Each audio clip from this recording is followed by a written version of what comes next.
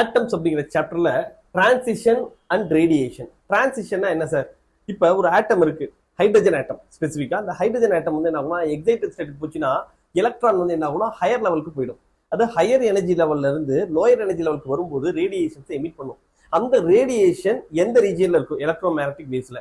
இதை பேஸ் பண்ணி கொஸ்டின்ஸ் கேட்கறாங்க. ஃபர்ஸ்ட் வந்து என்னன்னா அந்த ஹைட்ரஜன் ஸ்பெக்ட்ரம் எப்படி இருக்கு அப்படிங்கிறத பாத்திரலாம். அதை பேஸ் பண்ண கொஸ்டின்ஸ் பின்னாடி பார்க்கலாம். சரியா? இங்க வந்து பாருங்க, ஒரு டேபிள் தெரியுதா? இதுல வந்து பாருங்க, இது வந்து என்னன்னா நமக்கு n equal to 1 level, n equal to 2 3 4 5 6 7 இதெல்லாம் வந்து எக்ஸைட்டட் ஸ்டேட்ஸ். அப்ப எக்ஸைட்டட் ஸ்டேட்ஸ்ல இருந்து கிரவுண்ட் ஸ்டேட்டுக்கோ இல்லாட்டி அதுக்கு அடுத்தடுத்த லெவலுக்கோ எலக்ட்ரான்ஸ் வந்து ஹையர் லெவல்ல இருந்து ஷிஃப்ட் ஆகும்போது இந்த டிஃபரன்ஸ் ஆஃப் எனர்ஜி என்ன பண்ணும்னா எனர்ஜியா எமிட் பண்ணும். அந்த எனர்ஜியை எமிட் பண்ணும்போது அந்த போட்டானோட வேவ் லென்த் எந்த ரேஞ்சில இருக்கும் அப்படிங்கிறத கொஸ்டின். எந்த ரேஞ்சில இருக்கலாம்? அல்ட்ரா வயலட், விசிபிள், இன்ஃப்ராரெட், இந்த 3 ரீஜன்ல இருக்கும். சரியா? இப்போ வந்து பாருங்க, லைமன் சீரிஸ் அப்படின்னா என்னன்னா நமக்கு இந்த எலக்ட்ரான்ஸ் வந்து என்ன ஹையர் லெவல்ல இருந்து n ஈக்குவல் டு 1 ஸ்டேட்டுக்கு வந்துச்சுன்னா அது லைமன் சீரிஸ். அப்ப n1 ஈக்குவல் டு 1, n2 ஓட வேல்யூ என்ன இருக்கலாம்? 2 3 4 5 6 7 எது வேணாலும் இருக்கலாம். அப்ப ஹையர் எனர்ஜி லெவல்ஸ்ல இருந்து n ஈக்குவல் டு 1 லெவலுக்கு வந்துச்சுன்னா அதான் லைமன் சீரிஸ். லைமன் சீரிஸ்ல நமக்கு கிடைக்கக்கூடிய ரேடியேஷன் தான் யூவி ரேடியேஷன்.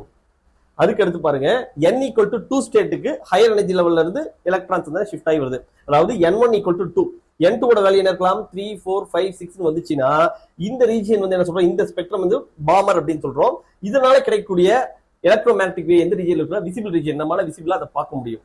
அதுக்கு அடுத்தது n1 ஓட வேல்யூ 3, n2 ஓட வேல்யூ 4 5 6 இருக்குன்னா இது பேஷன் சீரிஸ். n2 ஓட வேல்யூ 3 வந்துச்சுன்னா n1 ஈக்குவல் டு 3 வந்துச்சுன்னா அது பேஷன் சீரிஸ். அதே மாதிரி n ஈக்குவல் டு 4 வந்துச்சுன்னா அது bracket series. n1 equal to 5 வந்துச்சுன்னா ஃபன் சீரிஸ். இப்போ இது எல்லாத்துக்குமே வந்து ஹையர் எனர்ஜி லெவல் வந்து எலக்ட்ரான்ஸ் வந்து n ஈக்குவல் டு 3 4 5 இந்த மாதிரி கரஸ்பாண்டிங் எனர்ஜி லெவலுக்கு ஷிஃப்ட் ஆகும்போது என்ன கிடைக்கும்னா நமக்கு இன்ஃப்ராரெட் ரேஸ் தான் கிடைக்கும். இதை பேஸ் பண்ணி நமக்கு கொஸ்டின்ஸ் கேட்டிருக்காங்க. பாருங்க, லைமன் சீரிஸ்ல n1 ஈக்குவல் டு 1, n2 ஓட வேல்யூ 2 3 4 எக்ஸெட்ரா இருக்கலாம். இதுக்கான ஸ்பெக்ட்ரல் லைன்ஸ் எங்க இருக்கும்? யூவி ரீஜியன்ல இருக்கும். அதே மாதிரி பாமர் சீரிஸ்னா n1 ஓட வேல்யூ 2, n2 ஓட வேல்யூ 3 4 5 நமக்கு கிடைக்கக்கூடிய ஸ்பெக்ட்ரல் லைன்ஸ் விசிபிள் ரீஜியன்ல இருக்கும். Fashion சீரிஸ்னா n1 equal to 3, n2 ஓட வேல்யூ 4 5 6 இது இன்ஃப்ராரெட் ரீஜியன்ல இருக்கும். அதுக்கு அடுத்தது பிராக்கெட் சீரிஸ்னா n1 ஓட வேல்யூ 4, n2 ஓட வேல்யூ 5 6 7 இது வந்து இன்ஃப்ராரெட் ரீஜியன்ல இருக்கும். அதுக்கு அடுத்தது ஃபன் சீரிஸ்னா n1 ஓட வேல்யூ 5, n2 ஓட வேல்யூ 6 7 8 இதுல ஸ்பெக்ட்ரல் லைன்ஸ் எங்க இருக்கும்னாக்கா நமக்கு இன்ஃப்ராரெட் ரீஜியன்ல இருக்கும். அப்ப லைமன்ல மட்டும் யூவி, பாமர்ல மட்டும் விசிபிள், மீது எல்லாத்துலயுமே இன்ஃப்ராரெட் ரீஜியன்ல தான் இந்த எலக்ட்ரோமேக்னெட்டிக் ஸ்பெக்ட்ரம்ங்கிறது இருக்கும். இதை பேஸ் பண்ணி நமக்கு கொஸ்டின்ஸ் நிறைய கேட்கறாங்க.